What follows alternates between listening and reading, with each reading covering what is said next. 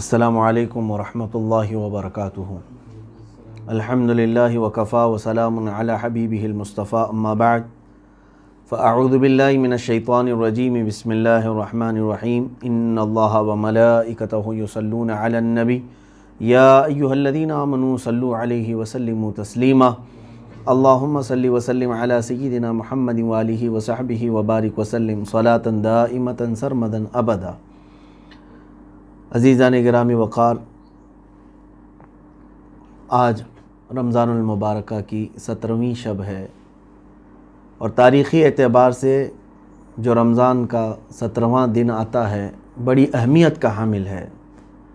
خاص طور پر پورے عالم اسلام میں اس دن کو اپنے بچوں اور اپنے احباب اقربا کو بتانے کی ضرورت ہے، اس کے احیاء کی ضرورت ہے کہ اس دن کیا ہوا تھا، کیونکہ اسلام کی سب سے پہلی جنگ جو کفار و مشرکین سے لڑی گئی، رسول کریم صلی اللہ تعالیٰ علیہ وسلم کی قیادت میں، آپ کی سرپرستی میں، جس کو جنگ بدر کہا گیا، وہ رمضان المبارک کی 17ویں تاریخ کو پیش آئی تھی۔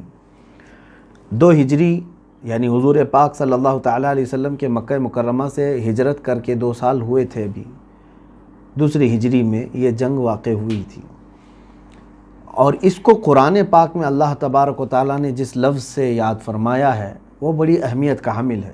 اللہ کریم نے فرمایا یوم الفرقان، یعنی حق اور باطل کے درمیان فرق کرنے والا دن ہے یہ۔ اس دن یہ حق اور باطل کے درمیان فرق کر دیا گیا ہے۔ اب اس کی تفصیلات ظاہر سی بات ہے میں ہر سال عرض کرتا ہوں، اور میں سب سے گزارش بھی کرتا ہوں کہ یہ ہماری تاریخ ہے جو اپنے بچوں میں منتقل ہوتی رہنی چاہیے۔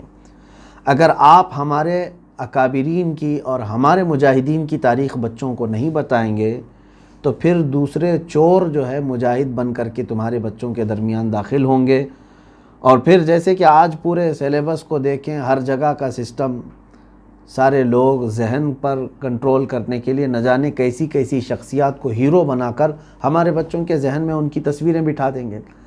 کیوں نہ ہم اپنے بچوں کو ہماری تاریخ بار بار دہرائیں اور ان کے سامنے اس بات کا احساس دلائیں کہ الحمدللہ ہماری تاریخ بہت عظیم ہے، بہت عظیم ہے، اور اتنی عظیم ہے کہ اللہ تبارک و تعالیٰ نے جو وعدہ فرمایا مجاہدین کے ساتھ اس کو پورا فرمایا، حتیٰ کہ یہ وہ جنگ بدر ہے جس میں اللہ نے صحابہ کی مدد کے لیے 5000 فرشتوں کو اتارا تھا۔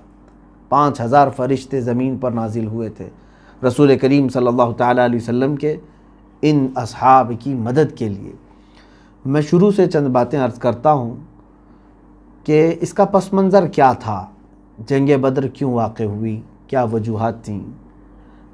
اب یہاں سے مجھے ان اعتراضات کو بھی رفع کرنا ہے جو اسلام کے چہرے پر لوگ ڈال کر رکھے ہوئے ہیں، یا گرد و غبار ڈالنے کی کوشش کرتے ہیں کہ یہ تلواروں کا دین ہے، زور زبردستی کی گئی، جہاد کیا گیا اور لوگوں کو مارا گیا، پھر اسلام پھیلایا گیا۔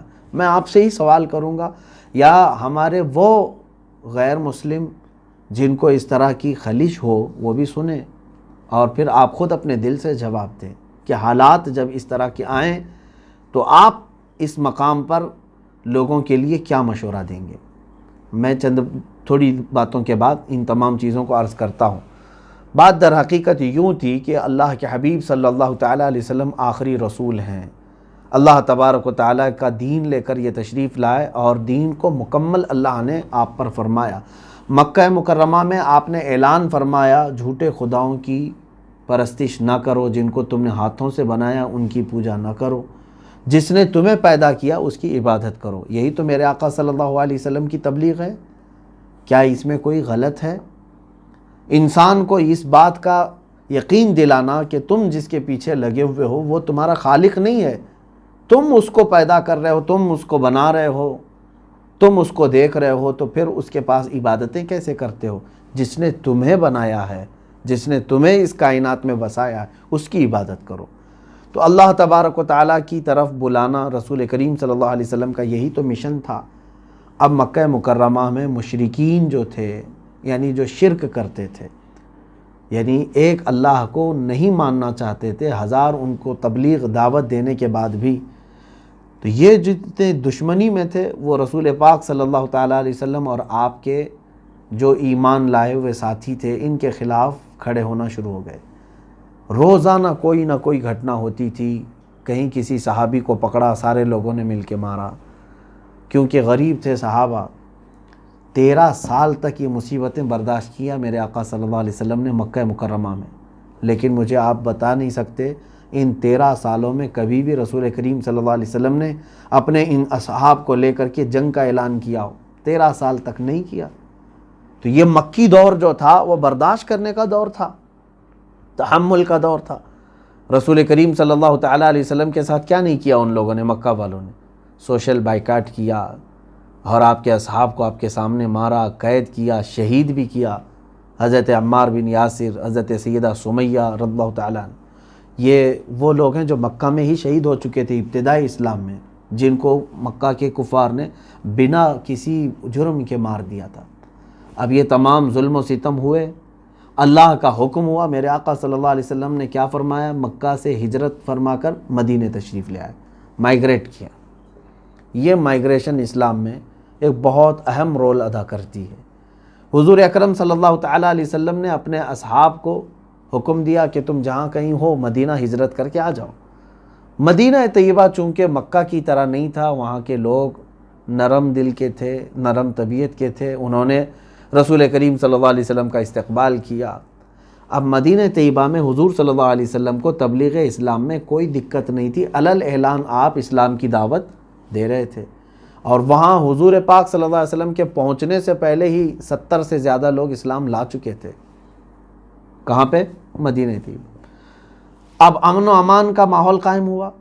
رسول کریم صلی اللہ علیہ وسلم نے مدینہ طیبہ میں جاتے ہی مسجد بھی بنائی اور صحابہ کرام کو بسایا، عقد مواخات قائم کیا، یعنی بھائی چارگی قائم کی انصار اور مہاجرین کے درمیان۔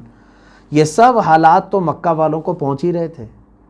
اب وہ جل بھن گئے کہ ہمارے آنکھوں کے سامنے سے یہ صحیح سلامت نکل گئے، ہم ان کو مار نہیں سکے، اور مدینے میں جا کر کے یہ بس گئے ہیں اور کھلم کھلا ساری چیزیں کر رہے ہیں۔ تو یہاں پر مکہ والوں کی یہ جو جلن تھی، جو حسد تھی، ان کو کچھ نہ کچھ کرائم کرنے پر ابھار رہی تھی، اور ایسا نہیں کہ انہوں نے کچھ نہیں کیا۔ حضور پاک صلی اللہ علیہ وسلم کے پیچھے تلاشی کے لیے راستے میں ہی کتنی مرتبہ کتنے لوگوں کو لگایا، پھر جب حضور مدینے پہنچ گئے، حالات سازگار ہو گئے، تب بھی مکہ کے ڈاکو تھوڑے تھوڑے سے تعداد میں آتے، مدینے کے آس پاس جہاں کہیں صحابہ ان کو ملتے ان کو مار دیتے تھے۔ مجھے بتاؤ، کیا یہ امن و امان میں خلل ڈالنے والے کو آپ برداشت کریں گے؟ آج ہمارے ہندوستان کے بارڈر کے ارد گرد بھی اگر کوئی دوسری کنٹری کا نظر آئے تو ہم کیا کرتے ہیں؟ اس کے ساتھ اس کو پکڑ کے گرفتار نہیں کرتے؟ ارے مچھیرے جو سمندروں میں ادھر سے ادھر چلے جاتے ہیں تو گرفتار ہو جاتے ہیں بارڈر کراس کر کے، لیکن مدینے میں کنٹینیو 1 سال تک وہ شب خون مارتے رہے۔ راتوں کو آتے تھے، کبھی باغیچوں میں درخت جلا دیا کھجوروں کے، اور صحابہ جو کام پر ہیں ان کو مار دیا۔ یہ سب حالات ہونے لگے۔ اللہ کے حبیب صلی اللہ تعالیٰ علیہ وسلم نے یہ 1 سال تک مکمل برداشت فرمایا۔ پھر ہوا یہ کہ حضرت سعد بن معاذ رضی اللہ تعالیٰ عنہ، جو انصار صحابہ کے سردار تھے، یہ مدینہ طیبہ سے مکہ عمرہ کے لیے گئے ہوئے تھے، طواف کر رہے تھے۔ ابو جہل آیا اور کہا کہ تم جو ہے محمد کو اور ان کے ساتھیوں کو پناہ دے کر کے رکھے ہو مدینے میں، تو تم کیا سوچتے ہو کہ ہم تم کو کھلے عام ایسی طواف کرنے دے دیں گے؟ تم ہمارے دشمنوں کو پناہ دیے ہوئے ہو اور تم یہاں آ کر کے مکہ میں طواف کر رہے ہو امن کے ساتھ، کیا ہم تم کو طواف کرنے دے دیں گے؟ حضرت سعد بن معاذ نے اس کی دکھتی رگ ایک پکڑ لی تھی۔ کیا؟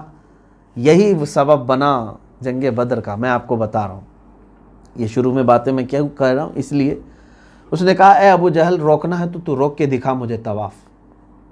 میرا طواف روکتا ہے اور تو مجھے مکہ سے دور کرتا ہے، تو پھر میں ایسی چیز سے تم لوگوں کو روکوں گا جو تمہارے لیے وبال جان بن جائے گی۔ وہ کیا ہے؟ پورے مکہ والوں کی تجارت کا جو راستہ تھا ملک شام، وہ مدینہ ہو کے ہی گزرتا تھا۔ مین سپاٹ پر تھے مدینے والے، اور اگر انہوں نے راستہ روک دیا تو مکہ کی ساری تجارت ختم ہو جائے گی۔ نہ ملک شام کا کوئی قافلہ ادھر آئے گا، نہ مکہ والے اپنی تجارت کے لیے ملک شام جائیں گے۔ تو یہ مین شاہراہ پر اگر صحابہ مدینہ طیبہ سے نکل کر راستہ روک لے، ابو جہل کو انہوں نے یہ جو دھمکی دی وہ خاموش ہو گیا، پیچھے ہٹ گیا۔ اب بات اتنی بڑھ گئی کہ ابو جہل سب کو ورغلانے لگا کہ اب تو وہ ہمارے راستے کو بھی روکنے کی بات کر رہے ہیں۔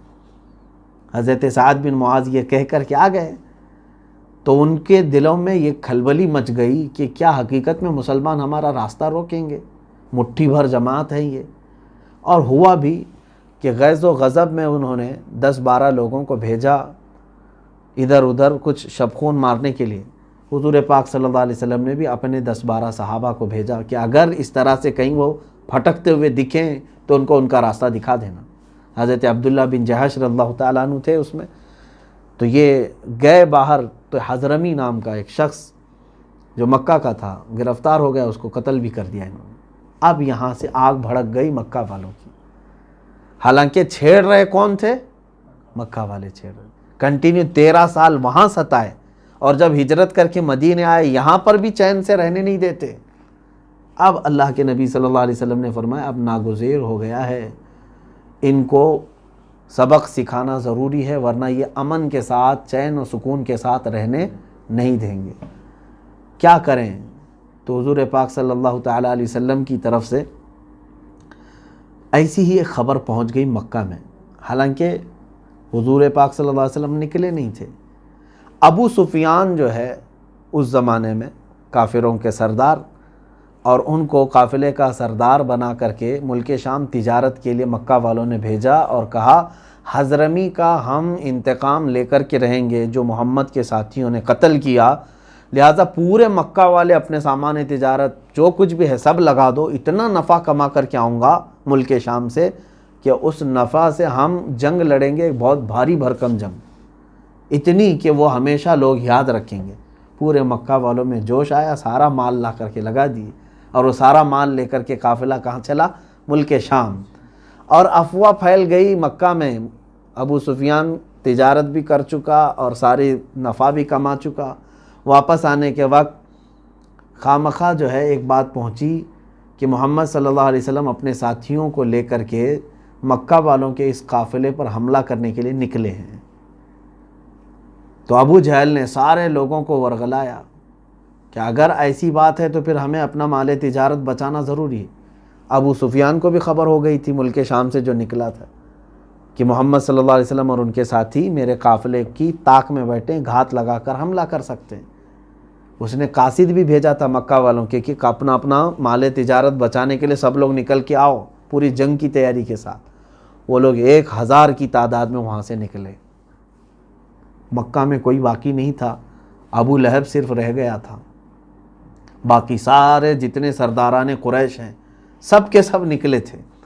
اب نکل کر کے وہ سارے لوگ آئے، ابھی زیادہ دور مکہ سے نہیں نکلے تھے کہ ابو سفیان نے وہ مدینے کا راستہ چینج کر کے ساحلی راستوں سے اپنے قافلے کو گزارا اور مکہ تک پہنچ گیا۔ قافلہ صحیح سلامت پہنچ گیا، نہ مال لٹا، نہ حملہ ہوا، کچھ بھی نہیں ہوا، کچھ نہیں ہوا۔ ابو سفیان نے کہا ہم مال تجارت کو بچانے کے لیے نکل رہے تھے مکہ سے، اب ضرورت نہیں ہے، چلو واپس جاؤ۔ لیکن ابو جہل نے کیا کہا؟ نہیں، ہم چلیں گے بدر تک۔ بدر اس وقت ایک جگہ کا نام ہے، وہاں بدر نام کا ایک کنواں تھا یا کئی کنویں تھے، وہاں پر سالانہ میلہ لگتا تھا اور یہ لوگ گاتے بجاتے کھاتے تھے، سب مستی کرتے عیش کرتے، 2-3 دن پھر چلے جاتے تھے۔ اکثر آس پاس کے سب بدر میں جمع ہوتے۔ ابو جہل نے کہا ہم بدر تک جائیں گے، ناچیں گے، گائیں گے، خوب عیش کریں گے، اور محمد اور ان کے ساتھیوں کو ان کی یہ جرأت کیسی ہوئی اس کا مزہ چکا کر کے آئیں گے کہ ہمارے قافلے کو روکنے کا سوچا کیسے۔ وہ لوگ نکلے تو میرے آقا صلی اللہ علیہ وسلم کو خبر ہو گئی۔ اللہ کے حبیب صلی اللہ علیہ وسلم نے اپنے صحابہ سے فرمایا کہ چلو ان کے مدینے آنے سے پہلے ان کو روکا جائے، اگر وہ یہاں تک پہنچیں تو مدینے کی خرابی ہوگی کہ گھروں پر حملے ہوں گے، عورتیں بچے یہ تکلیف میں آئیں گے، نکلو۔ تو صحابہ اکرام رضوان اللہ تعالیٰ علیہ مجمعین میں اس وقت جتنے تھے سب کو حضور نے ساتھ لے لیا۔ اب یہ جو قافلہ نکلا رمضان المبارک کی اس مقدس مہینے میں نکلا، 313 اس میں تھے۔ روایات الگ سے اگرچہ مختلف ہیں، بعض روایات میں 315، 319، 363 تک کی بھی تعداد آئی ہے، الگ الگ کتابوں میں، لیکن صحیح روایت میں جو اکثر روایات میں ملتا ہے وہ 313، اور دوسری جو کچھ روایت میں جو 15 کی بات کہی ہے وہ یہ ہے کہ رسول کریم صلی اللہ علیہ وسلم اور ایک لاسٹ میں آنے والے صحابی تھے، ان کو ملا کر کے 15 کی تعداد بتائی گئی، 315۔ خیر، یہ لوگ نکلے، ان کے پاس سامان جنگ بھی نہیں تھا، چند کے پاس تلواریں تھیں، باقی کے پاس نہیں۔ اکثر اب آپ اندازہ کریں 313 لوگوں میں کتنوں کے پاس گھوڑے تھے؟ صرف 2 گھوڑے ہیں، صرف 2 گھوڑے ہیں۔ ہاں، تقریباً 70 کے قریب اونٹ تھے جن پر سامان لدا ہوا تھا اور قافلہ چل رہا ہے، تلواریں سب کے پاس نہیں ہیں، 2 گھوڑوں پر پورا قافلہ نکلا ہے۔ اور اس میں میرے آقا صلی اللہ تعالیٰ علیہ وسلم کے ساتھ نکلے ہوئے صحابہ میں تقریباً 5 یا 6 بچے بھی تھے، ان کو جنگ کرنے کی اجازت بھی نہیں تھی لیکن وہ شریک تھے۔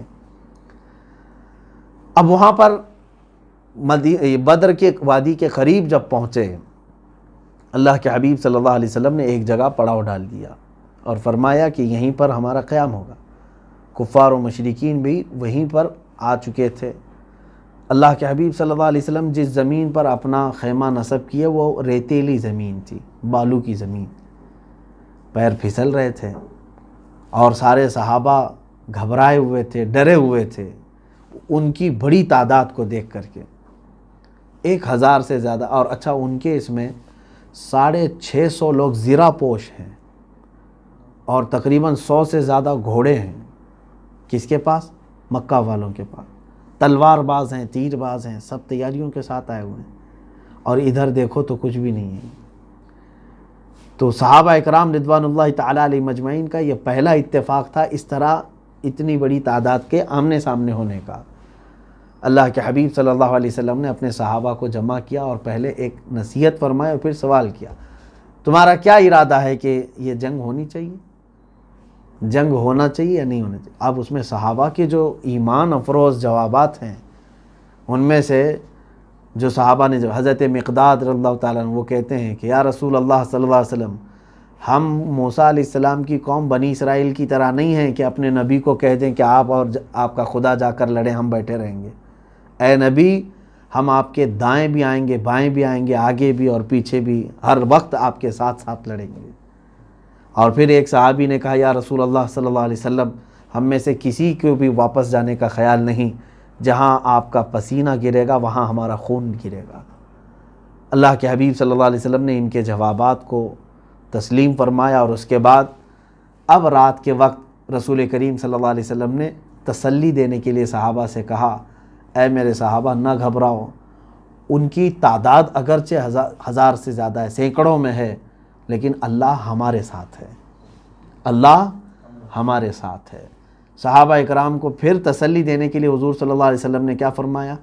یہ میدان میں ایک اشارہ کر کے فرمایا، دیکھنا یہاں ابو جہل کل مرے گا گر کے، عتبہ بن ربیعہ، شیبہ بن ربیعہ، یہ کفار کے بڑے بڑے لوگ ہیں۔ حضور نے ان کے نام لیا اور ایک ایک دائرہ کھینچ کے کہا یہ یہاں مریں گے۔ بس صحابہ کے لیے اتنی بات کافی تھی۔ جب نبی کونین صلی اللہ علیہ وسلم کی زبان سے یہ الفاظ نکلے تو اب صحابہ کا اتنا ٹینشن تو ختم ہی ہو گیا ہوگا کہ یہ تو جانے ہی والے ہیں، جن کے بارے میں حضور نے نام لے کر کے کہا ان کی موت تو پکی ہے، اور جگہ بھی حضور نے بتایا۔ اب اللہ کے حبیب صلی اللہ علیہ وسلم نے رات کے وقت دعا شروع فرمائی، اتنی مناجات میرے رب تعالیٰ کے حضور آپ نے فرمائی، اور رو رو کر کے دعا کرنے لگے اور یوں عرض کیا، اے رب ذوالجلال، تو نے جو اپنے ایمان والے بندوں کی مدد کا وعدہ فرمایا ہے وہ مدد آج تو نازل فرما، اور اگر یہ چند مٹھی بھر جماعت جو ہماری نکلی ہے ان کی اگر تو نے آج مدد نہیں کیا، مولا قیامت تک اس روئے زمین پر کوئی تیرا سجدہ کرنے والا نہیں ہوگا۔ حضور صلی اللہ علیہ وسلم یہ محبت بھرے جملے ہیں، اپنے رب کے حضور عرض کر رہے ہیں، پھر کبھی تیری عبادت نہیں ہو سکے گی، مولا تو ان کی مدد ضرور فرما۔ سیدنا ابو بکر صدیق رضی اللہ تعالیٰ عنہ کھڑے تھے، حضور صلی اللہ علیہ وسلم سے وہ کہنے لگے، آقا بس فرمائیں، اس لیے کہ مولا تعالیٰ آپ کی ضرور مدد فرمائے گا، آپ کی دعا کو اللہ رد نہیں فرمائے گا۔ بارش شروع ہو گئی، بارش شروع ہو گئی رات کے بعد۔ اب مسئلہ ایسا تھا کہ حضور جس طرف کھڑے یا قیام کیے تھے ریت کی زمین ہے، بالو ہے، اور کفار و مشرکین نے اچھی مٹی والی زمین اپنے لیے منتخب کر لی تھی کہ گھوڑے نہ پھسلیں اس پہ۔ اب بارش آنے کے بعد ہوا یہ کہ ریت جم گئی، مضبوط ہو جاتی ہے، پانی گرتے ساتھ ہی ریت مضبوط ہو گئی، اور مٹی والی زمین پورا کیچڑ ہو گئی۔ تو حضور صلی اللہ علیہ وسلم نے فرمایا یہ اللہ کی پہلی مدد ہے۔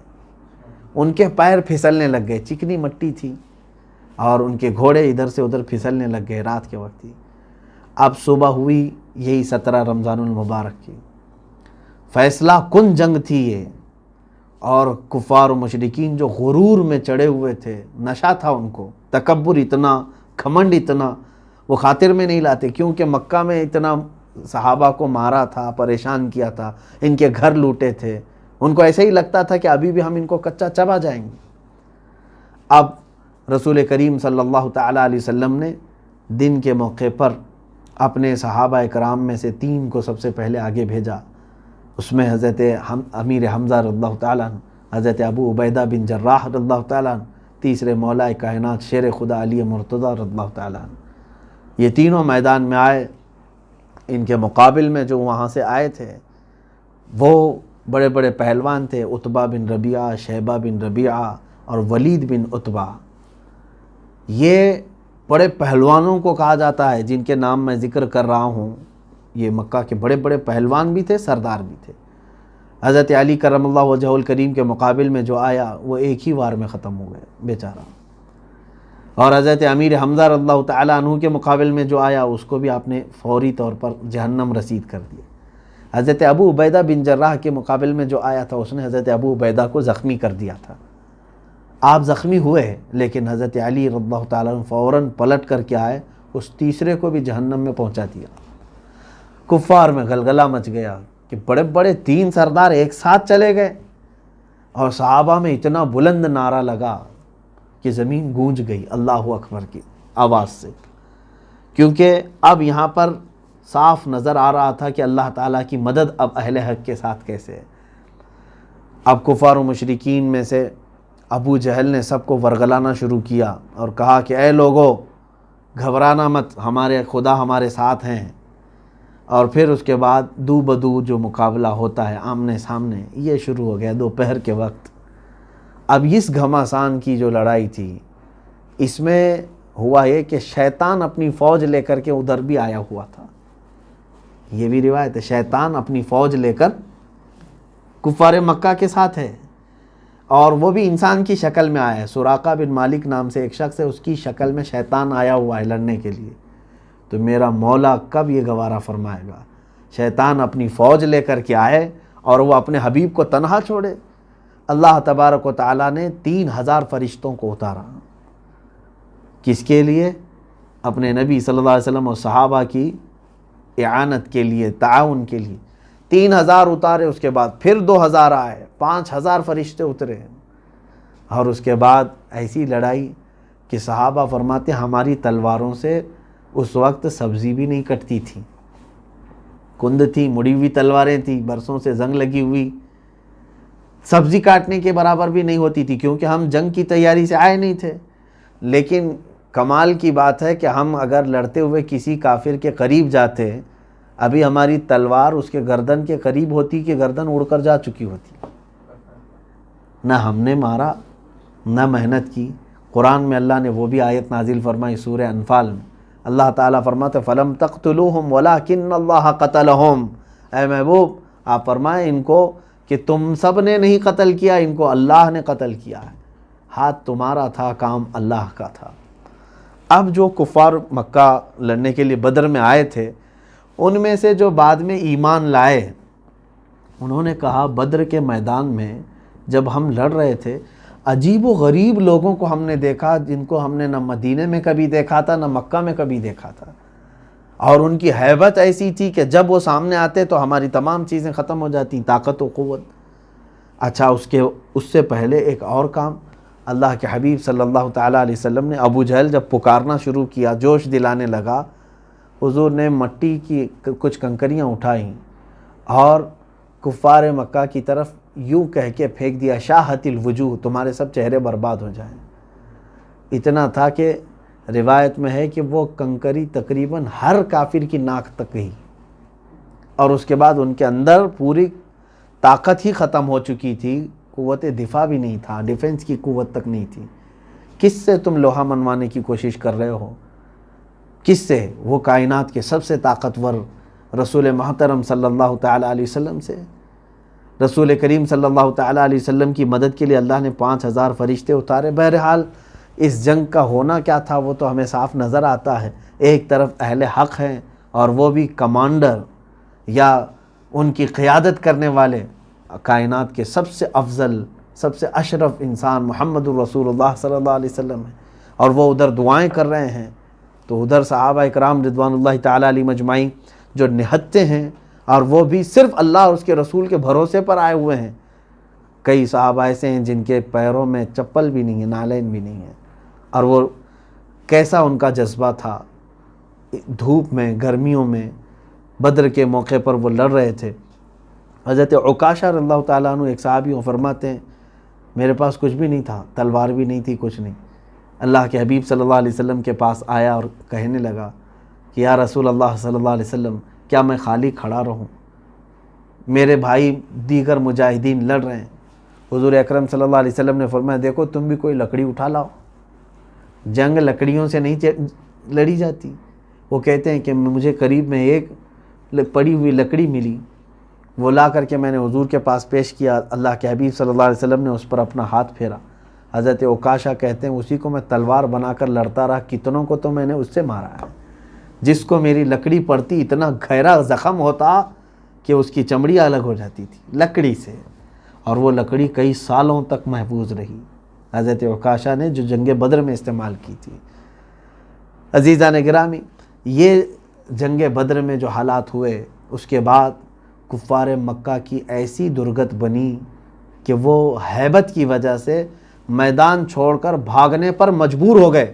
سارا ساز و سامان سب میدان میں چھوڑا اور بھاگے۔ اس میں ابو جہل قتل ہو گیا تھا، امیہ بن خلف قتل ہو چکا تھا، امیہ بن حرب یہ قتل ہو چکا تھا، عتبہ شیبہ یہ قتل ہو چکے تھے، یہ سارے قتل ہو گئے تھے جنگ بدر میں۔ جو بڑے بڑے وہاں کے میٹنگ کرنے والے سردار تھے، یہ حرم پاک میں میٹنگ کرنے والوں کی جو ایک ٹیم تھی وہ پوری ٹیم ایک ساتھ چلی گئی، یعنی غیبت کٹے والے پورے چلے گئے۔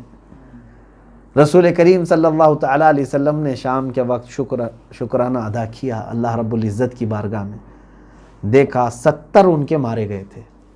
کتنے؟ کفار مکہ میں سے 70 کو ان صحابہ نے جہنم رسید کیا تھا۔ 313 کا مقابلہ 1000 کے ساتھ، آپ سوچ سکتے ہیں کہ 3 گنا زیادہ اپنے۔ یہی ایمانی قوت ہے، ایمانی طاقت یہی ہے کہ تم خوف نہ کرو، اللہ کے بھروسے چلو، اور اللہ تعالیٰ تمہارا رعب ان کے دلوں میں ڈالے گا۔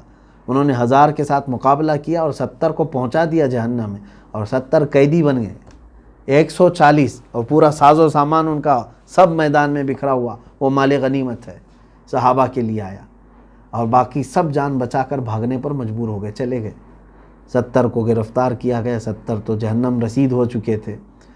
اللہ کے حبیب صلی اللہ تعالیٰ علیہ وسلم نے ساری لاشوں کو جمع کیا، جس کی مل سکی ان کو سب ایک گڑھے میں ڈال دیا، اور اس کے بعد حضور نے ایک خطبہ دیا ان کے سامنے، اور کہا کہ اے لوگو، کیا میں تمہارے پاس رسول بن کر کے نہیں آیا تھا؟ کیا میں نے جو باتیں کہی تھی وہ سچ ثابت نہیں ہوئی؟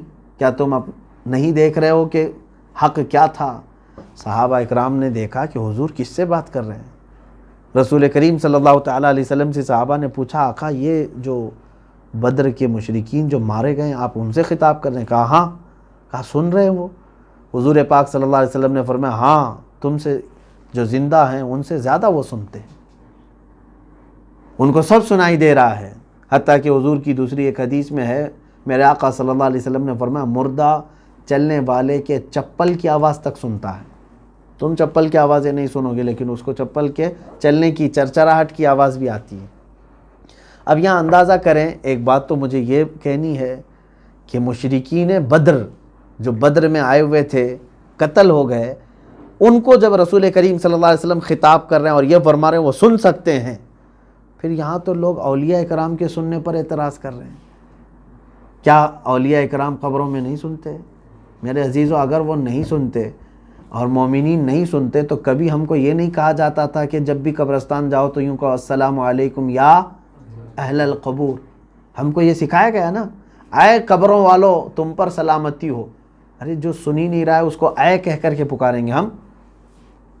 وہ سن رہے ہیں اور جواب بھی دیتے ہیں. یہ اور بات ہے کہ وہ برزخ میں ہیں, ان کی آواز ہم تک نہیں آتی. بہرحال اب مسلمانوں کا اس میں کیا نقصان تھا؟ بس یہ ہے کہ 14 صحابہ اکرام شہید ہوئے تھے. 70 کے مقابل میں 14 کی تعداد بہت کم ہے. 14 صحابہ اکرام رضوان اللہ علیہم اجمعین جام شہادت نوش فرمائے, جس میں سے 13 تو وہیں پر انتقال فرما گئے تھے میدان میں. 14ویں حضرت ابو عبیدہ بن حارث رضی اللہ تعالیٰ عنہ راستے میں جن کا انتقال ہوا. جہاں آج بیر روحا ہے اور بعض کہتے ہیں بیر شفا, وہاں پر حضرت عبیدہ بن حارث رضی اللہ تعالیٰ عنہ زخمی حالت میں آئے تھے. واپسی کے وقت ان کا انتقال ہوا, وہ وہاں پر دفن ہوئے. 14 صحابہ اکرام اس میں جاں بحق ہوئے تھے.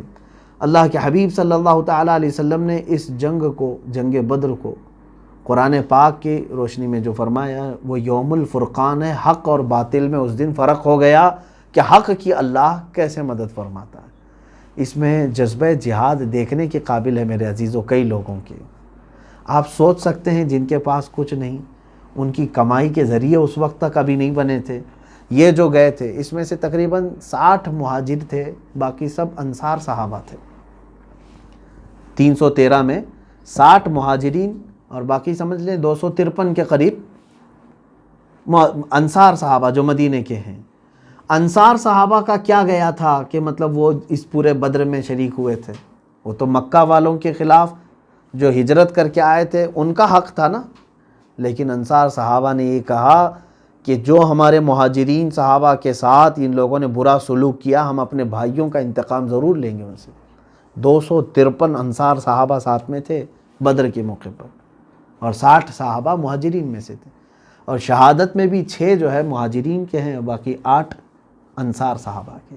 انصار صحابہ نے میرے آقا صلی اللہ تعالیٰ علیہ وسلم پر اپنی جان نچھاور کر دی ہے. اور آج تک میرے آقا کی دعا کی برکت ہے کہ الحمدللہ مدینے میں آج بھی اہل محبت ہیں. آپ دیکھنا پورے مدینے میں, چاہے نوجوانوں میں برے اعمال اخلاق اگرچہ آ گئے ہوں گے, لیکن ان کے دل کے اندر آج بھی نرمی, اجانب کے ساتھ, نئے لوگوں کے ساتھ, زائرین کے ساتھ ویسا سلوک نہیں کرتے جیسے دوسرے وحشی کرتے ہیں. سعودی دوسری جگہ جیسے جنگلی پن کرتے ہیں, مدینے والے اس طرح سے نہیں کرتے الحمدللہ, کیونکہ مدینے والے استقبال کرنے والوں میں سے ہیں, اہل محبت میں سے ہیں. آج تک مدینے والے جو بھی نیا آدمی ہوتا ہے, جیسے آپ آئے ہیں, آپ کو آپ کا نام معلوم نہیں ہو تو کیا کہہ کر پکارتے ہیں؟ محمد, اسمع یا محمد, اے محمد سن ادھر. یعنی تمہارا نام کچھ بھی ہو لیکن وہ کیا کہہ کر پکارتے ہیں؟ محمد. یہ ان کی محبت ہے. یہ مدینے والوں کا پہلے سے معمول رہا ہے کہ جو بھی ان کے ہاں نیا دکھتا ہے تو اس کو کیا کہتے ہیں؟ محمد کہتے ہیں. بہرحال رسول کریم صلی اللہ تعالیٰ علیہ وسلم پر جان فدا کرنے والے صحابہ میں سے 2 ان ننھے صحابہ کا بھی ہم ذکر کرتے ہیں, حضرت معاذ اور معوذ ابن افرا رضی اللہ تعالیٰ عنہما. یہ دونوں چھوٹی عمر کے صحابہ ہیں, یہ بھی شریک جہاد ہوئے. پہلے تو حضور اکرم صلی اللہ علیہ وسلم نے کسی بھی بچے کو جنگ میں شرکت کی اجازت نہیں دی تھی, بچوں کے لیے نہیں تھا, لیکن وہ حضور اکرم صلی اللہ علیہ وسلم سے اصرار کرتے رہے کہ ہمیں اجازت دیں, کیونکہ جذبہ ایمانی ایسا تھا کہ حضور صلی اللہ تعالیٰ علیہ وسلم نے انہیں اجازت تو دے دیا. جانے کا طریقہ بھی انہوں نے ایسے اپنایا تھا. اللہ کے حبیب صلی اللہ علیہ وسلم نے فرمایا بچوں تمہارے لیے جہاد فرض نہیں. وہ رونے لگے تو حضور نے کہا ٹھیک ہے صفوں میں کھڑے ہو جاؤ, اگر تمہارا کندھا صحابہ کے کندھوں کے برابر لگ گیا تو تمہیں اجازت ہوگی. یہ چھوٹی عمر کے ہیں صحابہ, اونچے قد کے تھے, کہاں سے کندھا لگتا. یہ دونوں بچے دور سے پتھر اٹھا کر کے لائے اور پتھر پر چڑھ کر کے اپنی انگلیاں یعنی ایڑیاں اٹھا دی, پنجوں کے بل کھڑے ہو گئے. اب ان کا کندھا صحابہ کے کندھے کے قریب ہو گیا, لگ گیا. میرے آقا صلی اللہ علیہ وسلم سے یہ عمل تو پوشیدہ نہیں تھا, آپ دیکھ رہے تھے. اللہ کے نبی صلی اللہ علیہ وسلم نے ان کی اس جذبے کو دیکھا تو اجازت مرحمت فرمائی. شانے سے شانہ ملا, جانے کا بہانہ ملا. وہ دونوں صحابہ چھوٹی عمر کے ہیں، لیکن جیسے ہی میدان میں پہنچتے ہیں، اب سنیے، جب گھماسان کی جنگ چل رہی ہے، حضرت عبد الرحمن ابن عوف رضی اللہ تعالیٰ عنہ فرماتے ہیں یہ 2 بچے میرے پاس آئے، انہوں نے پوچھا چچا جان ابو جہل کس گستاخ کا نام ہے؟ انہوں نے دیکھا تک نہیں تھا اس وقت۔ کہا بیٹا تم کیا کرو گے اس کا؟ کہنے لگے سنا ہے میرے مصطفیٰ کریم صلی اللہ علیہ وسلم کی شان میں وہ گالیاں دیتا ہے، کیا کرو گے؟ کہا اس کو جہنم رسید کریں گے، جہاں اس کا ٹھکانہ ہے ہم اس کو وہاں پہنچائیں گے۔ حضرت عبد الرحمن بن عوف کہتے ہیں کہ بچوں کا جذبہ دیکھا، میں نے کہا بیٹا وہ سردار قریش ہے، وہ بہت سارے لوگوں کے ارد گرد ہوگا، وہ بڑا پہلوان ہے۔ ابھی یہ بات چیت چل رہی تھی، ابو جہل سامنے ہی سے گھوڑے کے اوپر گزر رہا تھا، گھوڑے پہ بیٹھے گزر رہا تھا۔ حضرت عبد الرحمن ابن عوف رضی اللہ تعالیٰ عنہ فرماتے ہیں میں نے بچوں کو دکھا کر کہا یہ جو جا رہا ہے یہ بدماش یہی ہے ابو جہل۔ یہ بچوں نے جیسی سنا چیل کی طرح جھپٹ کر کے اس کی طرف چلے گئے۔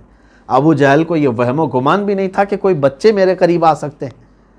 یہ دونوں چھوٹے بچوں نے گھوڑے کی ٹانگ پر تلوار ایسی ماری کہ وہ نیچے زمین پر گر گیا اچانک۔ جیسے ہی وہ گرا دونوں چڑھ کر کے اس کے سینے پر بیٹھ گئے، اتنی تیزی سے کہ اس کو جکڑ لیا، اس کو ہاتھ پیر ہلانے کی تک قوت نہیں تھی۔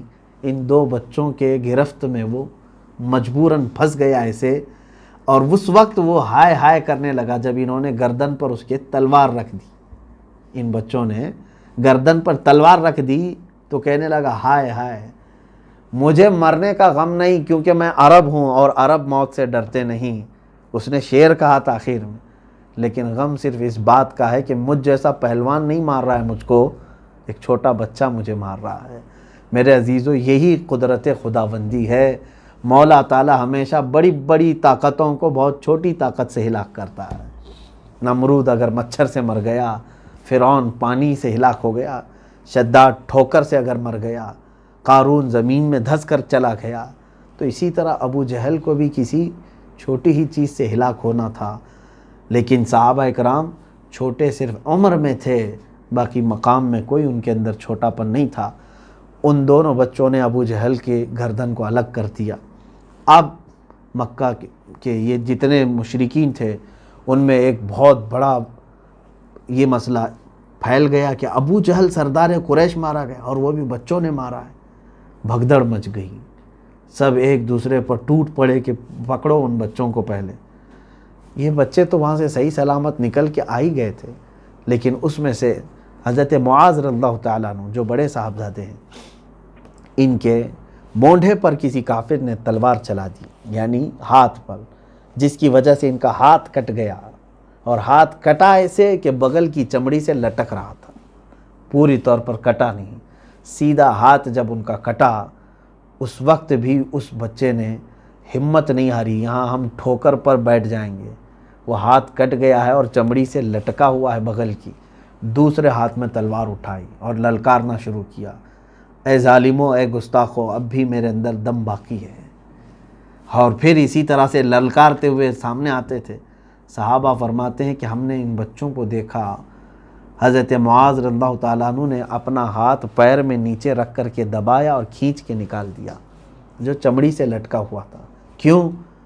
وہ کہہ رہے ہیں کہ بار بار یہ ہاتھ لٹک لٹک کر کے سامنے آ جاتا تھا، اب جب یہ اس کا جوڑ ختم ہو گیا ہے تو لٹک کر کے ہاتھ چمڑی سے باہر نکل کے آ جاتا، ادھر سامنے آتا تھا۔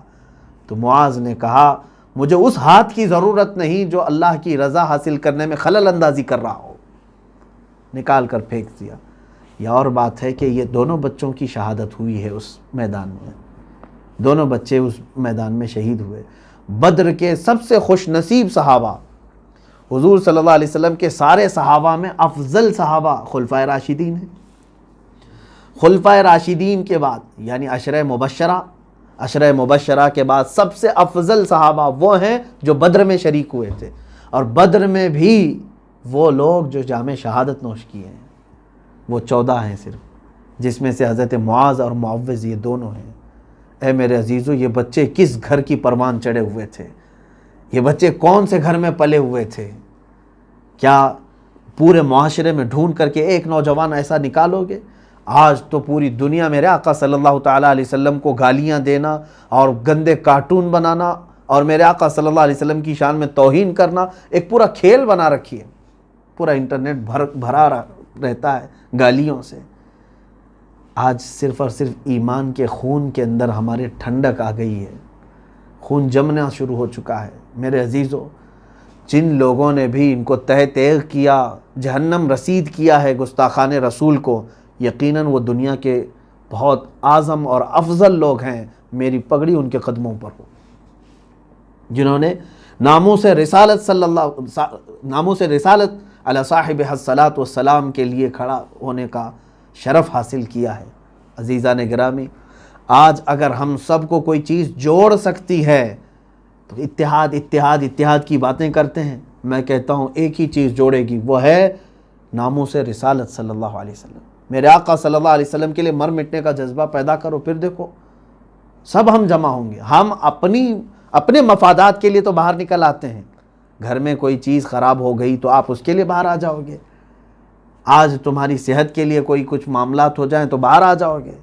ناموس رسالت کے لیے جب تک تم باہر آنے کی کوشش نہیں کرتے، تب تک تمہاری عزتوں کا کوئی بھروسہ نہیں ہے۔ امام غزالی رحمۃ اللہ تعالیٰ علیہ نے یہ فرمایا ہے کہ جب امت مصطفیٰ اپنے نبی کی گستاخیوں کو برداشت کرنے کی عادت ڈال لیں تو انتظار کرو، چند دنوں کے بعد ان کی عورتیں بچے سب نیلام ہو جائیں گے، ان کے سامنے ان کے چھیتڑے اڑائے جائیں گے، لیکن وہ کچھ نہ کر سکیں گے۔ وہ دن آئیں گے ہمارے ساتھ اگر ہم اسی طرح خاموش رہے۔ عزیزان گرامی وقار، مصطفیٰ کریم صلی اللہ تعالیٰ علیہ وسلم پر جتنے اوچھے حملے کیے تھے مکہ والوں نے، مدینے کے یہ 313 صحابہ نے ان کے دانت کھٹے کر دیے تھے، ان کو ناکوں تلے چنے چبا دیے تھے۔ اگرچہ ان کے پاس کچھ سامان نہیں تھا، لیکن مکہ والوں کو کیسے للکارا انہوں نے، قسم خدا کی انہوں نے یہ پیغام دیا، خبردار مکہ والوں، تم طاقت میں اگرچہ کتنے بھی زیادہ ہو، آنکھ اٹھا کر نہ دیکھنا ہمارے نبی کی طرف۔ بدر میں بھی اور احد میں بھی یہی ایک صحابی ہیں جو حضور صلی اللہ علیہ وسلم کے دفاع میں کھڑے ہیں، میرے آقا صلی اللہ علیہ وسلم کا خیمہ لگا سامنے۔ ایک وقت ایسا آ گیا کہ تیروں کی بارش شروع ہو گئی، جو صحابی حضور کی حفاظت کے لیے کھڑے تھے ان کے جسم پہ 80 تیر لگے تھے، لیکن وہ ٹس سے مس نہیں ہوئے، ایک تیر بھی میرے نبی کی طرف نہ آنے پایا۔ وہ صحابہ کا جذبہ تھا۔ میرے عزیزوں، بدر ہمیں یہی تعلیم دیتا ہے کہ اپنے بچوں کو ناموس رسالت سکھاؤ، اور اگر تم نے محبت مصطفیٰ صلی اللہ علیہ وسلم اپنے بچوں کو پلا دیا، ایک دن آئے گا کہ تم ساری محبتیں خود اکٹھا کر لوگے، ہر کوئی تمہاری محبت کرے گا، تم سے محبت کرے گا، کیونکہ اللہ کا یہ ذمہ کرم پر ہے، اللہ کے ذمہ کرم پر ہے تمہاری محبت لوگوں کے دلوں میں ڈالنا۔ اگر تم نے اپنے بچوں کو اللہ اس کے رسول کی محبت ڈالی تو اللہ تمہارے بچوں کے دلوں میں تمہاری عظمت اور محبت ڈالے گا۔ آج بدر کے یہ تمام معاملات دیکھنے کے بعد میرے عزیزو، تاریخ پھر سے ہمارے سامنے اسی طرح کی دہرائی جاتی ہے۔ اب میں آتا ہوں ان اعتراضات پر جو میں نے شروع میں کہا تھا۔ نان مسلم، غیر مسلم یا کوئی بھی ملحد ایتھسٹ اگر اس کو ایسا لگتا ہے کہ جہاد کوئی ایک سخت قسم کا حکم ہے اسلام میں، تو میں اس سے کہتا ہوں کہ تیرے گھر کے آس پاس اگر تجھے 13 سال پریشان کر دیا جائے اور لوٹ مار مچائی جائے، تمہارے بچوں کو قتل کیا جائے، تب تم کیا ایکشن لوگے؟ کیا کوئی ایکشن نہیں لوگے؟ مصطفیٰ کریم صلی اللہ علیہ وسلم اور صحابہ نے 13 سال جو برداشت کیا مکہ میں، وہ کیوں نہیں بتاتے آج؟ وہ کیوں نہیں کہتے ہیں؟ 13 سال تک مکہ میں کبھی حضور نے حملہ کیا؟ ہر چیز برداشت کی۔ 3 سال تک تم نے بائیکاٹ کر کے رکھا تھا میرے آقا کا، چمڑے کھائے ہیں، پتے کھائے ہیں رسول کریم صلی اللہ علیہ وسلم، اور اسی غم میں ماں خدیجۃ الکبریٰ کا انتقال ہو چکا ہے۔ حضور اکرم صلی اللہ علیہ وسلم نے پہاڑ اٹھائے وہاں پر غموں کے، اور اتنے دنوں میں کبھی پلٹ کر کے حملہ نہیں فرمایا، اور مدینہ آنے کے بعد اب بھی تم سکون سے نہیں رہنے دو گے، شب خون مارنے کے لیے 10 12 کے جتھے بھیجو گے، درخت جلا کر کے جائیں گے، نہتے صحابہ کو مار کے جائیں گے، تب بھی ہم ڈیفنس نہیں کریں گے؟ تب بھی ہم ڈیفنس نہیں کریں گے؟ میرے آقا صلی اللہ علیہ وسلم نے جو ڈیفنس کیا، اسی کا نام جہاد ہے، اور میں کہتا ہوں اس طرح کا حق پوری دنیا میں ہر انسان کو حاصل ہونا چاہیے۔ کیا نہیں حاصل ہے؟ ہر ملک کو یہ پاور حاصل ہے۔ یہ ظالم پروپیگنڈا پھیلاتے ہیں میڈیا، دجالی میڈیا، جہاد جہاد جہاد نام سے۔ جہاد کو کیا سمجھ رکھا ہے تم نے؟ جہاد کوئی ناپاک نام ہے؟ جہاد اسلام کا ایک پوتر لفظ ہے، مقدس ورڈ ہے، اور اسی ورڈ کو اگر تم سمجھو گے تو ہم بھی اپنے ملک کی حفاظت کر سکیں گے۔ جو ہمارے ملک کی طرف اور اس کی ساکھ کو، اس کی سالمیت کو خطرہ بنے، ہم اس کے ساتھ لڑیں گے۔ یہی ہے جہاد جو ہے، کسی کو جان بوجھ کر کے قتل کرنے کا نام نہیں۔ جہاد یہ نہیں ہے کہ بم باندھ کر کے مجمع میں جا کر ناحق بچوں کو، عورتوں کو اڑا دیں۔ اگر کوئی اس طرح کی بدنامی کر رہا ہے جہاد کی تو اس کا کوئی تعلق نہیں ہے اسلام سے۔ میں نہیں مانتا کہ ایسا کوئی جہاد ہوتا ہے کہ بم باندھ کر کے پبلک ایریے میں آ کر کے کوئی اڑا دیا، اس کا نام جہاد ہے۔ جہاد یہ نہیں ہے۔ جہاد ہمیں جو اس کی تعلیمات ہیں، میں دعوت دینا چاہتا ہوں ان لوگوں کو کہ پہلے پڑھو اسلام کو پھر بولو۔ صرف میڈیا میں بیٹھ کر کے بھونکنے کا مطلب ایجوکیشن نہیں کہتے اس کو۔ اور اکثر تو جاہل لوگوں کو لا کر کے اینکر بنایا گیا، بیٹھایا گیا، ان کو پتہ ہی نہیں ہے ہوتا کیا ہے اسلام، قرآن، میرے آقا صلی اللہ علیہ وسلم کی سیرت، تم کیا جانو۔ جہالت میں پوری زندگی گزر گئی۔ ہندوستان کے بڑے بڑے لوگ، بلکہ پوری دنیا کے بڑے بڑے جنہوں نے تعلیم میں اپنی پوری عمر کھپا دی ہے، انہوں نے میرے آقا صلی اللہ علیہ وسلم کو سمجھا ہے۔ گاندھی جی نے خود کہا ہے، حضرت ابو بکر، حضرت عمر کی سیرت پڑھ کر کے، کیا یہ تاریخ میں موجود نہیں ہے؟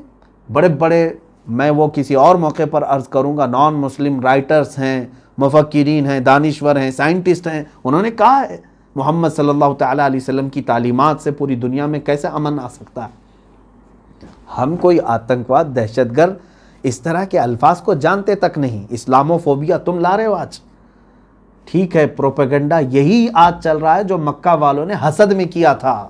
میرے آقا صلی اللہ علیہ وسلم کو جادوگر کہا تھا، شاعر کہا تھا، ساحر کہا تھا، مجنوں کہا تھا، معاذ اللہ رب العالمین۔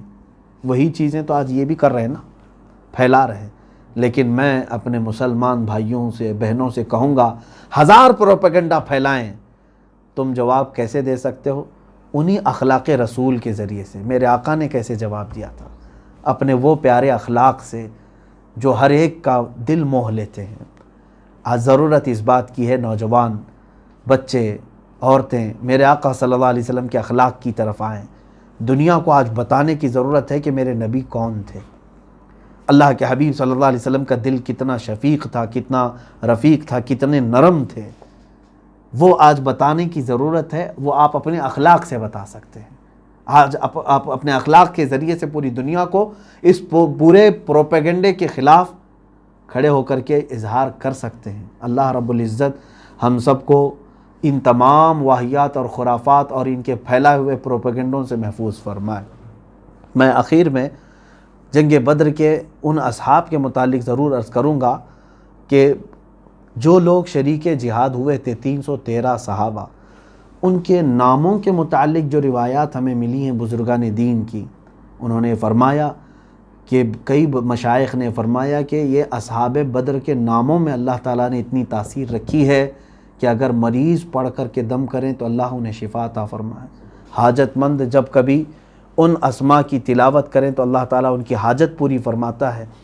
وہ یقیناً کیوں نہیں تاثیر ہوگی اصحاب بدر کی؟ میں نے ابھی کل ہی کی تفسیر میں کہا، اصحاب کہف جو 7 لوگ تھے اور ان کے زمانے میں کوئی نبی بھی نہیں تھے، وہ کسی نبی کے ساتھی بھی نہیں، خود نبی بھی نہیں، کسی نبی کے صحابی بھی نہیں، پھر بھی ان کے ناموں میں اتنی برکت ہے اصحاب کہف کی کہ اگر کسی مکان پر آویزاں کر دیں تو وہ مکان چوری سے محفوظ ہوگا، جہاز میں اگر ہو پانی کے تو وہ جہاز غرق ہونے سے محفوظ ہو جائے۔ تو پھر جو محمد عربی صلی اللہ تعالیٰ علیہ وسلم کے صحابی ہیں، اور وہ بھی جان نچھاور کرنے والے صحابی اصحاب بدر، کیا ان کے ناموں میں تاثیر نہیں ہوگی، برکت نہیں ہوگی؟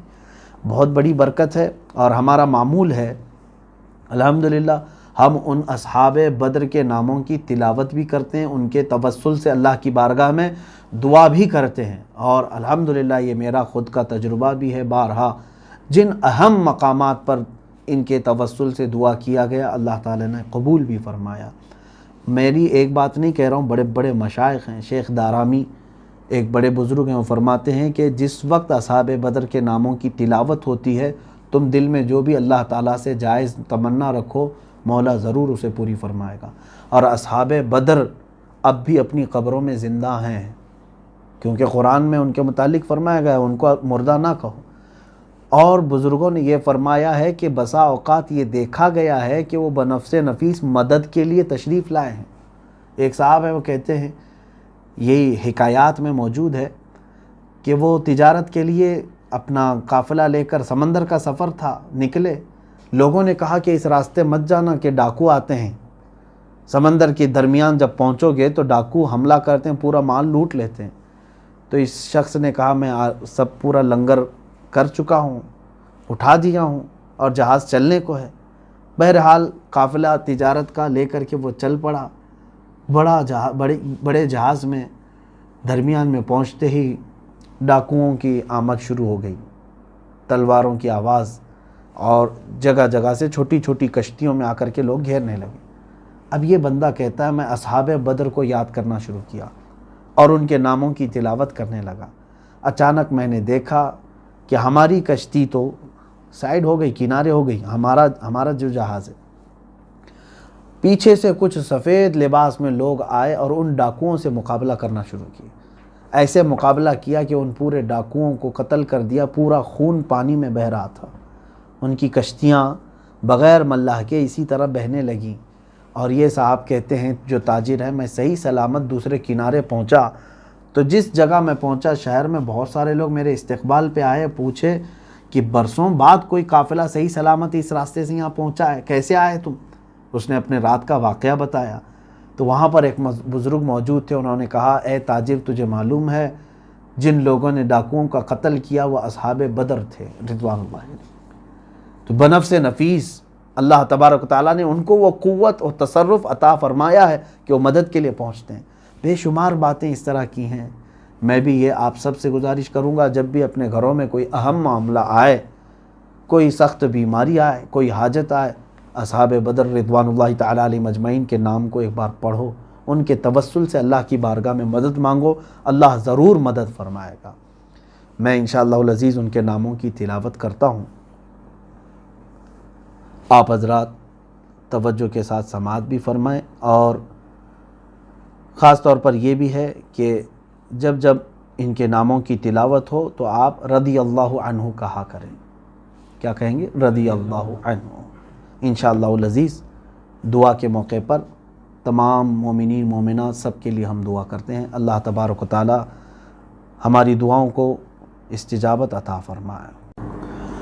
اللہم صلی علی سیدنا و مولانا محمد صلی صلاة تنجینا بها من جميع الاحوال والآفات وتقضی لنا بها جميع الحاجات وتطہرنا بها من جميع السیئات وترفعنا بها عندك اعلى الدرجات وتبلغنا بها اقصى الغایات من جميع الخیرات في الحیاة وبعد الممات انك سمیع قریب مجیب الدعوات۔ اللہم انا نتوسل الیک باسمک العظیم وبجاہ نبیک الکریم وولیک العظیم۔ اللہم انا نتوسل الیک باسم سیدنا محمد رسول اللہ صلی اللہ علیہ وسلم وشرف وعظم وکرم، وبسیدنا ابی بکر صدیق رضی اللہ تعالیٰ عنہ، سیدنا عمر بن الخطاب رضی اللہ عنہ، وسیدنا عثمان بن عفان رضی اللہ عنہ، وسیدنا علی بن ابی طالب رضی اللہ تعالیٰ عنہ، ابی بن کعب والاخنس السلمی، الارقم بن ابی الارقم، اسعد بن یزید، انس بن معاذ، انیس بن قتادہ، انسا مولا رسول اللہ، اوس بن ثابت، اوس بن خولی، وأوس بن الصامت وإياس بن أوس وإياس بن البكير وبراء بن مغرور، بجير بن أبي بجير، بحاث بن ثعلبة، بسبسة بن عمر، بشر بن البراء، بشير بن سعد، بلال بن رباح، تميم بن يعار، تميم مولى خراش، تميم مولى غنم بن السلم، ثابت بن أقرم، ثابت بن ثعلبة، ثابت بن خالد، ثابت بن عمر، ثابت بن حزال، ثعلبة بن حاطب، ثعلبة بن عمر، وثعلبة بن عنمة، ثقف بن عمر، جابر بن عبد الله، جبر بن عتيق، جبار بن صخر، جبير بن إياس، جابر بن عبد الله بن عمر، حارث بن أنس بن مالك، حارث بن أوس، حارث بن أوس بن معاذ، حارث بن حاطب، الحارث بن خزمة الخزرجي، الحارث بن خزمة الأوسي، الحارث بن أبي خزمة، الحارث بن الصمة، الحارث بن عرفجة، الحارث بن القيس، الحارث بن قيس الخزرجي، الحارث بن النعمان، حارثة بن سراقة، حارثة بن عمير، حارثة بن النعمان، حاتب بن أبي بلتعة، حاتب بن عمر، الحباب بن المنذر، حبیب بن الاسود، حیرام بن ملحان، حریث بن زید، الحسین بن الحارث، حمزہ بن عبد المطلب، حمزہ بن الحمیر، خارجۃ بن زید، خالد بن البکیر، خالد بن قیس، خباب بن الارد، خباب مولا عتبہ، خبیب بن اساف، خداش بن قتادہ، خراش بن الصمہ، خریم بن فاتق، خلاد بن رافع، خلاد بن سوید، خلاد بن عمر، خلاد بن قیس، خلیفہ بن عدی، خنیس بن حذافہ، خلید بن قیس، خواد بن خیب، خیر، خولی بن ابی خولی، ذکوان بن عبید، ذو الشمالین بن عبد عمر، راشد بن المعلا، رافع بن المعلا، رافع بن الحارث، رافع بن عنجدہ، رافع بن مالک، رافع بن یزید، ربعی بن رافع، ربیع بن ایاس، ربیعہ بن اکثم، رخیلہ بن ثعلبہ، رفاعہ بن الحارث، رفاعہ بن رافع، رفاعہ بن عمر، رفاعہ بن عبد المنذر، الزبیر بن العوام، زیاد بن السکن، زیاد بن عمر، زیاد بن لبید، زید بن اسلم، زید بن حارثہ، زید بن الخطاب، زید بن المزین، زید بن ودیعہ، زید بن المعلا، سالم بن عمیر، سالم مولا ابی حذیفہ، السائب بن عثمان بن مدعون، صبرہ بن فاتق، سراقہ بن عمر، سراقہ بن کعب، سعد بن ابی وقاص، سعد بن خولہ، سعد بن خیثمہ، سعد بن زید الاوسی، سعد بن زید المہاجر، سعد بن الربیع، سعد بن سعد، سعید بن سہل، سعد بن عبادہ، سعد بن عبید، سعد بن عثمان، سعد بن معاذ، سعد مولا حاتب، سفیان بن بشر، سلمہ بن اسلم، سلمہ بن ثابت، سلمہ بن سلامہ، سلید بن قیس، سلیم بن الحارث، سلیم بن عمر، سلیم بن قیس، سلیم بن ملیحان، سماک بن سعد، سنان بن صیفی، سنان بن ابی سنان، سہل ابن حنیف، سہل بن رافع، سہل بن عتیق، سہل بن قیس، سہل بن وہب، سہیل بن رافع، سواد بن رزن، سواد بن غزیہ، سویبت بن حرملہ، شجاع بن وہب، شریک بن انس، شماس بن عثمان، صبیح مولا العاصی، صبیح مولا العاصی، صفوان بن وہب، صیفی بن سواد، صہیب بن سنان، ضحاک بن حارثہ، ضحاک بن عمر، ضمرہ بن عمر، طفیل بن الحارث، طفیل بن مالک، طفیل بن نعمان، طلحہ بن عبید اللہ، طلیب بن عمیر،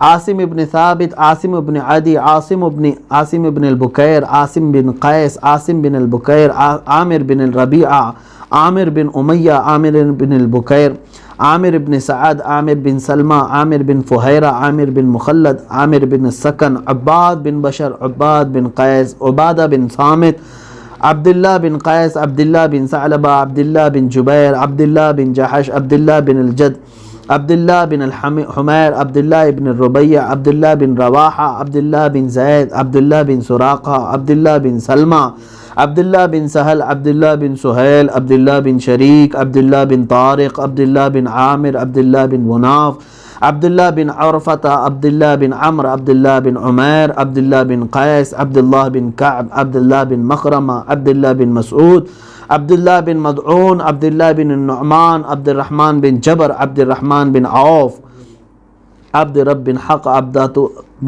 بن الحسحاس، عبس بن عامر، عائد بن معامد، عبید بن اوس، عبید بن التیہان، عبید بن زید، عبید بن ابی عبید، عبیدۃ بن الحارث، عتبان بن مالک، عتبہ بن ربیعہ، عتبہ بن عبداللہ، عتبہ بن غزوان، عثمان بن عفان، عثمان بن مدعون، العجلان بن النعمان، عدی بن ابی زغبہ، عثمہ بن الحسین، عسیمۃ الاشجعی، عتیبۃ بن نویرہ، عقبہ بن عامر، عقبہ بن عثمان، عقبہ بن وہب الانصاری، عقبہ بن وہب المہاجر، عکاشہ بن محسن، عمار بن یاسر، عمارۃ بن حزم، عمارۃ بن زیاد، عمر بن ایاس، عمر بن الجموح، عمر بن الحارث المہاجر، عمر بن الحارث الانصاری، عمر بن سراقہ، عمر بن ابی سرح، عمر بن طلق، عمر بن قیس، عمر بن معبد، عمر بن معاذ، عمر بن ثعلبہ، عمیر بن حرام، عمیر بن الحمام، عمیر بن عامر، عمیر بن عوف، عمیر بن ابی وقاص، عوف بن ابی الحارث،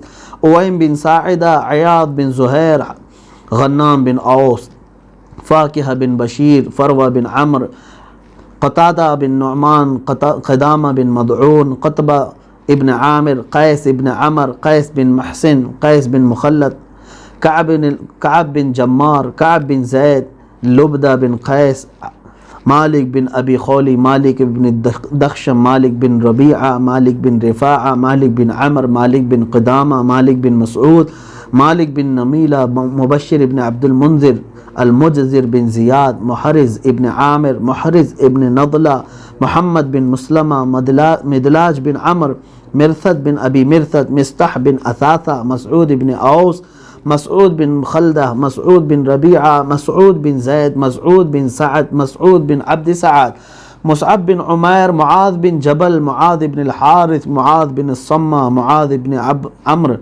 معاذ بن معاذ، معبد بن عباد، معبد بن قیس، معتب بن عبید، معتب بن عوف، معتب بن قشیر، معقل بن المنذر، معمر بن الحارث، معن بن عدی، معن بن یزید، معوذ بن الحارث، معوذ بن عمرو، المقداد بن الاسود، ملیل بن وبرہ، المنذر بن عمرو، المنذر بن قدامہ، المنذر بن محمد، مہجع بن صالح، نصر بن الحارث، النعمان بن الاعرج، نعمان بن سنان، نعمان بن عمرو، نعمان بن عبد عمر، نعمان بن خرمہ، نعمان بن عصر، نعمان بن مالک، نعیمان بن عمر، نوفل بن عبید اللہ، ہانی بن نیار، حبیل بن وبرہ، ہلال بن المعلہ، واقد بن عبد اللہ، ورقہ بن ایاس، ودیعہ بن عمر، وہب بن سعد، وہب بن ابی سرح، یزید بن الاخنس، یزید بن الحارث، یزید بن حرام، یزید بن رقیش، یزید بن السکن، یزید بن المنذر،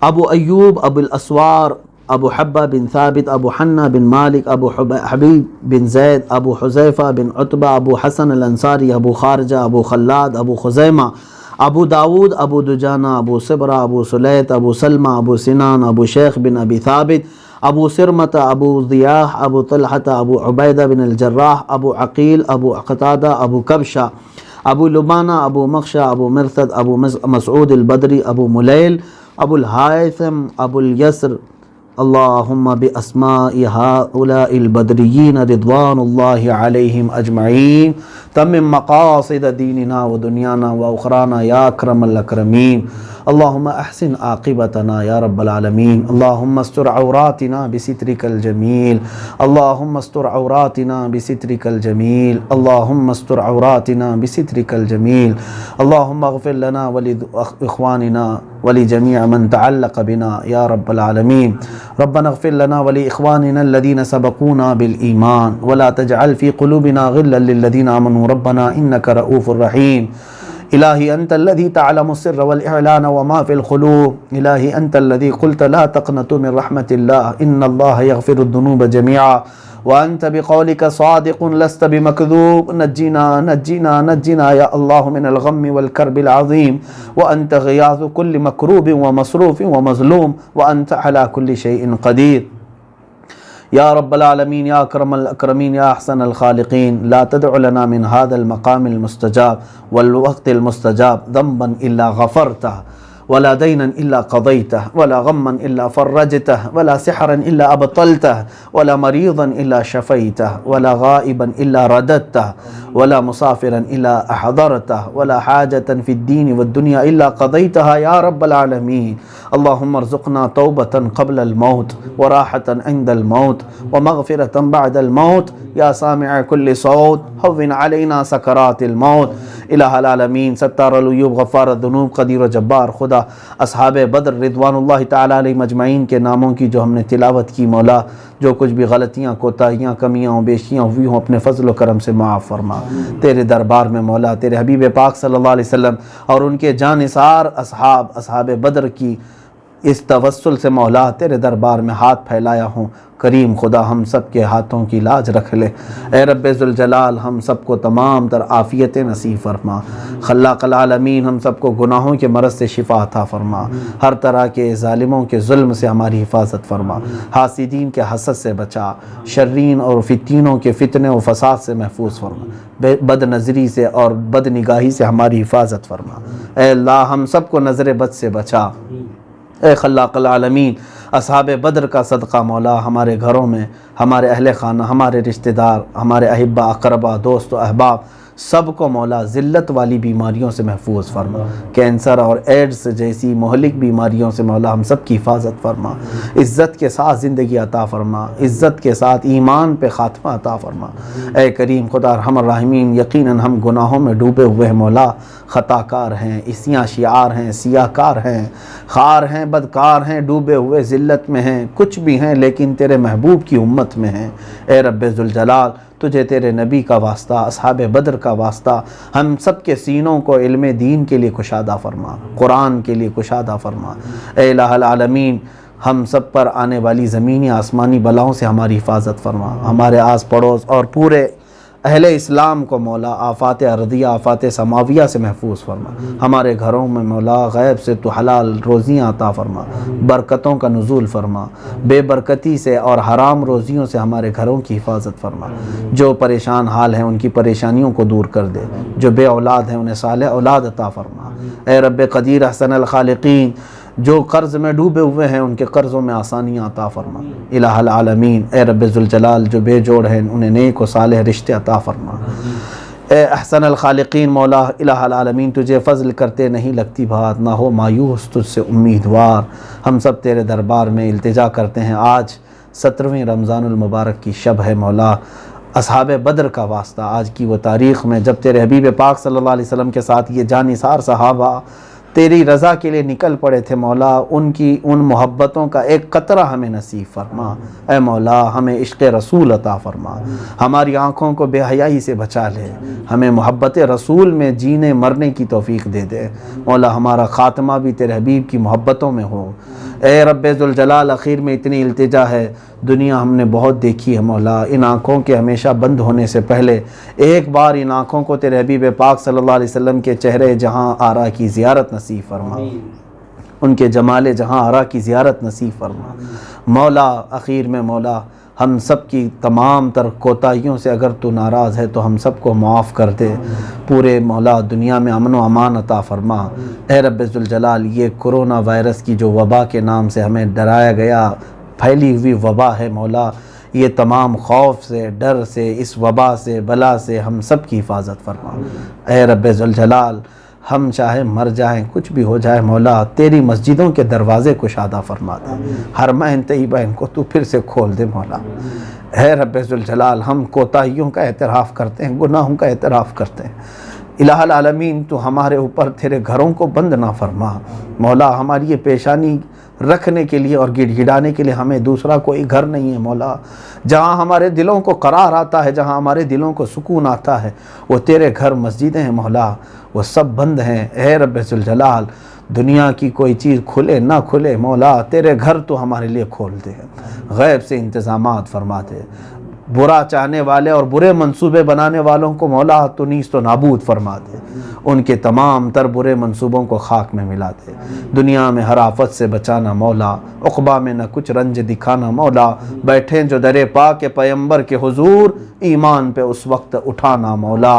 ان اللہ و ملائکتہ یصلون علی النبی یا ایھا الذین آمنوا صلوا علیہ وسلموا تسلیما، اللہم صلی وسلم علی سیدنا محمد وآلہ واصحابہ وبارک وسلم، دعواہم فیہا سبحانک اللہم وتحیتہم فیہا سلام، وآخر دعواہم ان الحمدللہ رب العالمین۔ جب دمیں واپسی ہو یا اللہ، جب دمیں واپسی ہو یا اللہ، لب پہ جاری ہو بس لا الہ الا اللہ محمد الرسول اللہ صلی اللہ علیہ وسلم۔ صلاة اللہ سلام اللہ علی طٰہٰ رسول اللہ، صلاة اللہ سلام اللہ علی یاسین حبیب اللہ، توسلنا ببسم اللہ وبالہادی رسول اللہ، وکل مجاہد للہ بأہل البدر یا اللہ، صلاة اللہ سلام اللہ علی طٰہٰ رسول اللہ، صلاة اللہ سلام اللہ علی یاسین۔